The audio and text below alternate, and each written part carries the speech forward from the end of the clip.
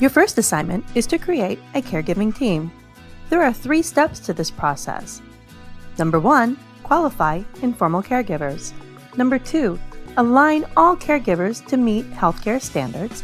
And number 3, share your Patient Better program with all those who participate in your care. The qualifying participants for the Patient Better program are people who help with the daily activities of care that are not compensated and have no formal training for their assistance. This may include yourself, parents, guardians, or anyone that's considered as an informal caregiver. An informal caregiver is referred to as a person who is unpaid, who has no formal training, but aids and supervises in the daily care of another in need.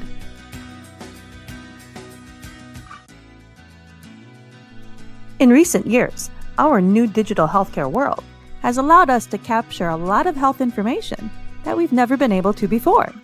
A matter of fact, there was so much information, we needed to organize it and protect it.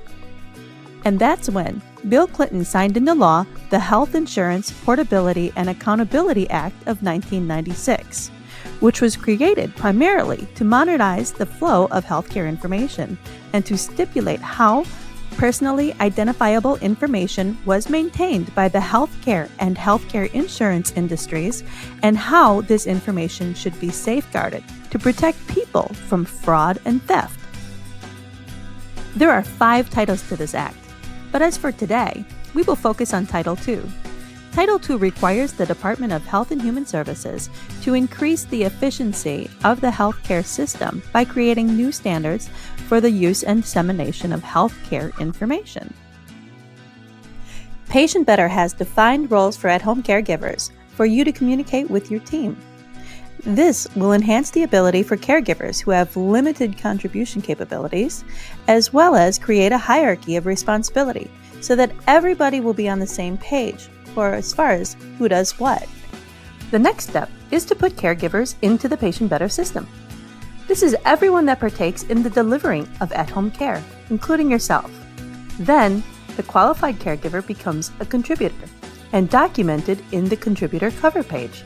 There are 3 types of contributors on your healthcare team. The first is a clearinghouse, which act as overseers or the team lead. The second are primary caregivers, who are qualified informal caregivers, such as neighbors, drivers, family, or friends. And lastly are secondary caregivers, who are caregivers associated with a company, such as home health providers or non-medical home care representatives. The clearinghouse is the contributor who may or may not have the lion's share of treatment participation, but nevertheless is considered your team's leader and the primary overseer of the Patient Better program. This individual collects, transfers, organizes, and submits both standard and non-standard information. The clearinghouse could be either the patient or the person that has guardianship, or both. Primary caregivers are informal caregivers who can transfer the self-health manager and submit non-standard information and collect standard information as well. This role is held by family, friends, or neighbors. The last group are secondary caregivers, who are caregivers that can transfer the self-health manager and submit non-standard and standard information. This role is typically held by representatives of companies that deliver care in your home. These are the 3 roles that everyone will play as defined by Patient Better. And that concludes our video for today. Please visit us anytime at patientbetter.com or shoot me an email at academy@patientbetter.com.